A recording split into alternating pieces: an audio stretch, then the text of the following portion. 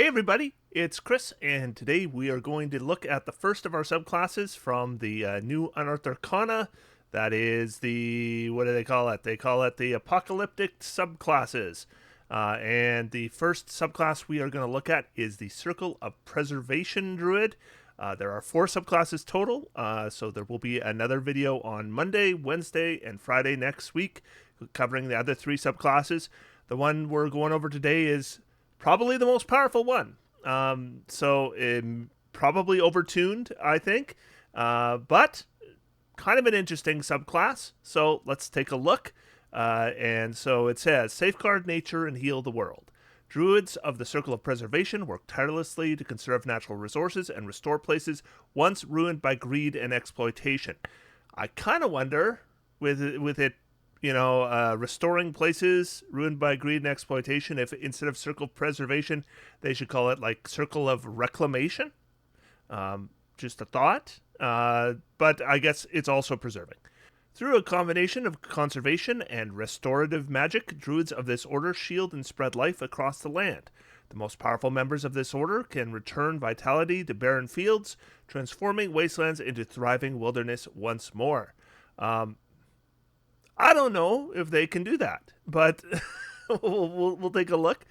Level 3, Circle of Preservation spells. So when you reach Druid level specified in the Circle of Preservation spells table, you thereafter always have the listed spells prepared. So this is what we get. At level 3, we're going to get Bless, which is a good spell. Lesser Restoration, decent spell. Protection from Poison is a decent spell. Sanctuary is a good spell. So nice selection at level 3.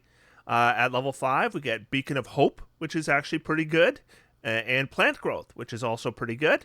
I will note they talk about restoring barren landscapes with plants. Plant growth requires the plants be there in the first place. But nevertheless, obviously, it makes sense for this subclass. And yeah, both good spells. Level 7, Aura of Life and Death Ward. These are okay spells. So these are not quite as strong as the ones we've seen earlier, but they're okay. And level 9, Greater Restoration and Hollow. Also decent spells. So yeah, nothing bad on this list. A lot of these were already available to druids, but not all of them. So I think this is a pretty good list. And yeah, so let's move on. And then we get the big one. All right, so the next one is Preserved Land.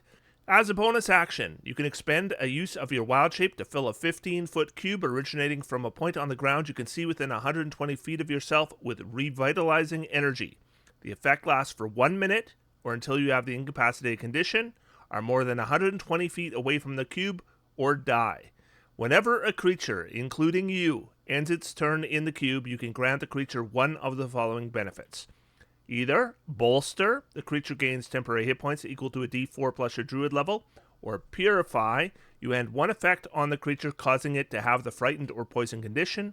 In addition, non-magical vegetation native to the region sprouts on the ground within the cube. This vegetation disappears when the effect ends. So I'm not sure I understand that.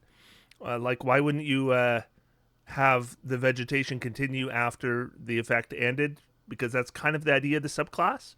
I mean, that's the ribbon, right? But nevertheless, as a bonus action on subsequent turns, you can move the cube up to 30 feet to another area on the ground you can see within 120 feet of yourself. All right, so as many have pointed out in my introductory video yesterday, this is very, very reminiscent of the Twilight Cleric. So if we look at the Channel Divinity, this is Twilight Cleric at level 2. They get use your Channel Divinity to refresh allies with Soothing Twilight. As an action, you present your holy symbol. A sphere of twilight emanates from you. The sphere is centered on you, has a 30-foot radius, so it's a lot bigger, and is filled with dim light. The sphere moves with you, lasts for 1 minute, or until you're incapacitated or die. Whenever a creature, including you, ends its turn in the sphere, you can grant one of these benefits. Granted, temporary hit points equal to a d6 plus your cleric level, so a d6 instead of a d4. The main thing is the level, right? You end one effect on it, causing it to be charmed or frightened. So instead of charmed, we're removing poisoned, but we're also removing frightened, just like Twilight. And it's a d4 plus druid level instead of a d6 plus cleric level. But really similar, right? Very, very similar. This one's actually only a bonus action to set up, while the Twilight Cleric's one is an action to set up.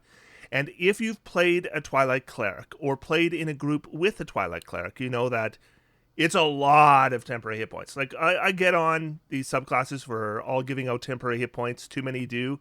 But a D4 plus your Druid level for everybody in your party, every single turn, for a minute, that's a lot of temporary hit points. Just think, if you're 10th level Druid, that's 12 or 13 temporary hit points for every single party member, every single turn. Too much, I think. This is overtuned.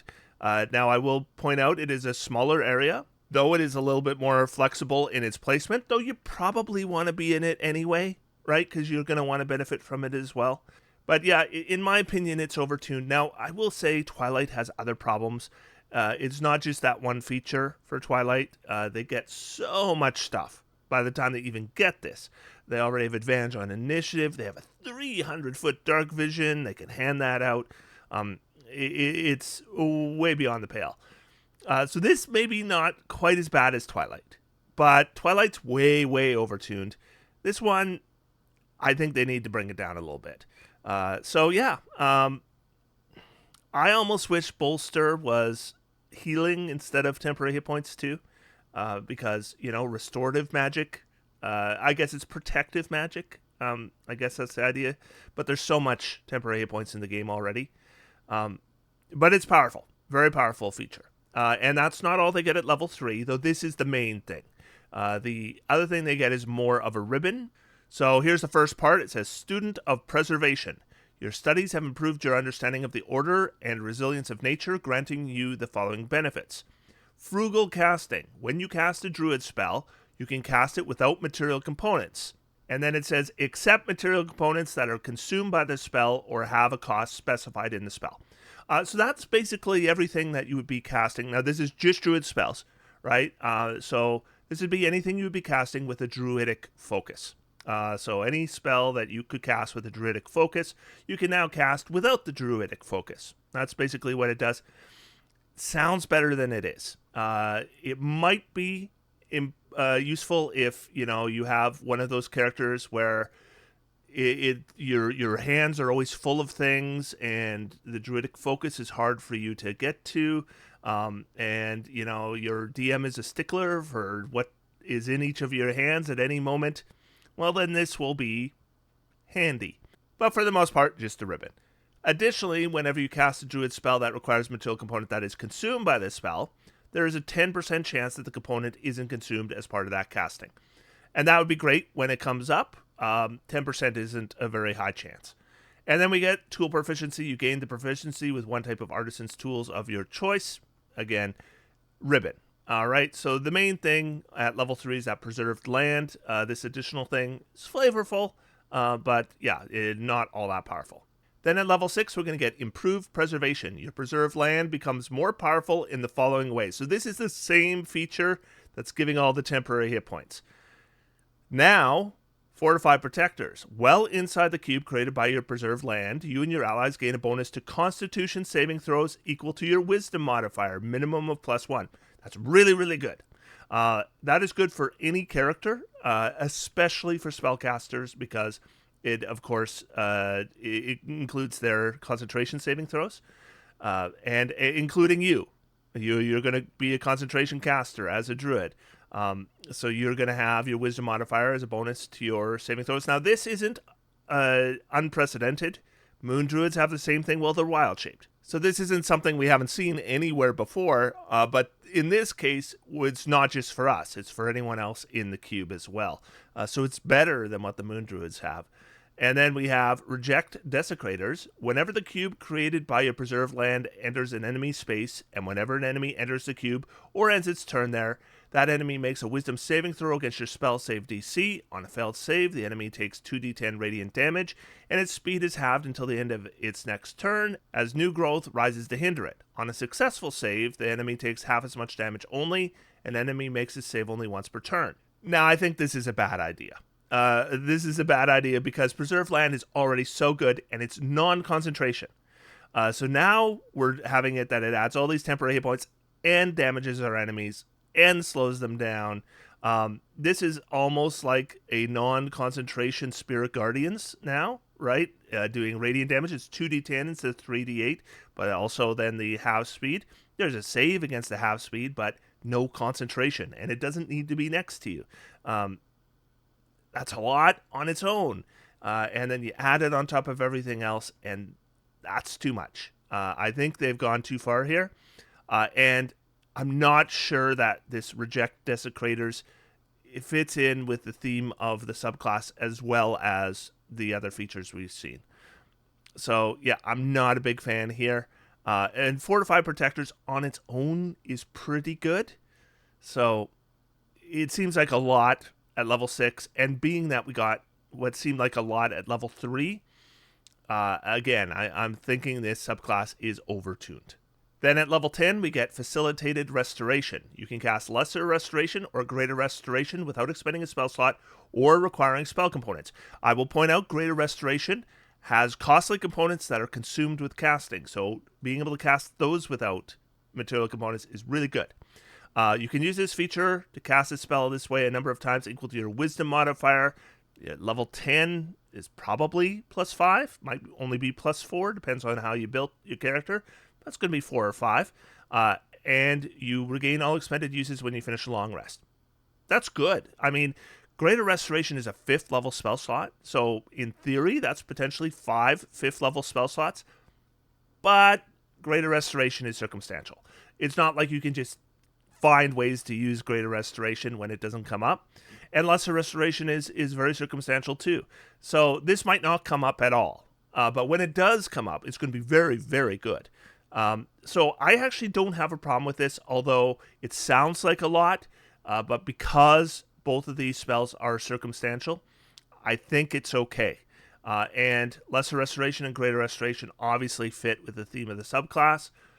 So yeah, actually, I like this feature, and I think it's balanced enough. And then we have level 14, Sacrosanct Land. The size of the cube created by your preserved land increases to a 30-foot cube. So this is the cube that's giving all the temporary hit points, removing the frightened condition, removing the poison condition, damaging your enemies, giving you bonuses to Constitution saving throws. Now it's a 30-foot cube. That's a big increase. That's very nice. Just because it's such a powerful feature already, increasing the dimensions of the cube is going to be good. In addition, when a creature you can see in the area of your preserved land is hit by an attack roll, you can take a reaction, have that its attack's damage against that creature. Level 14, that's not a big deal. I mean, it's okay, but it's certainly well within the power levels that we would expect at level 14.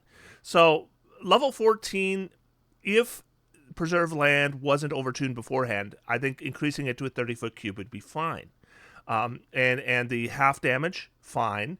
And level 10 is fine. So it's level 3 and level 6. Those, I think, are both overtuned. So I do hope they tone them back. Because with a pretty good spell list and pretty good features, this is a pretty good subclass. And although druids make pretty good healers, this is, I think, the only real healing-centered druid subclass we've seen since the new Player's Handbook came out. So I'm up for that as well. So yeah, I'm happy with the direction of the subclass, but I think we need to make some adjustments here, specifically to this preserved land feature. It's just a little too much. And I think if they toned it down, this could be a very good subclass and a balanced subclass. As it is, if it was published, it's too much. It becomes another Twilight Cleric. And we don't want another Twilight Cleric because this would be by far the best Druid subclass. Like, I look at the Reject Desecrators and I think, why would I play a Circle of the Sea Druid and have that aura that does damage when I could have Reject Desecrators as part of this cube that does all these other things as well? That doesn't seem fair, right? But that is the Circle of Preservation Druid. Come back on Monday, and we'll continue on with the subclasses, and the next one is the Gladiator Fighter. And until then, I am going to sit back, relax, and have some fun. D&D is for everyone. Thanks, everybody. Talk to you soon.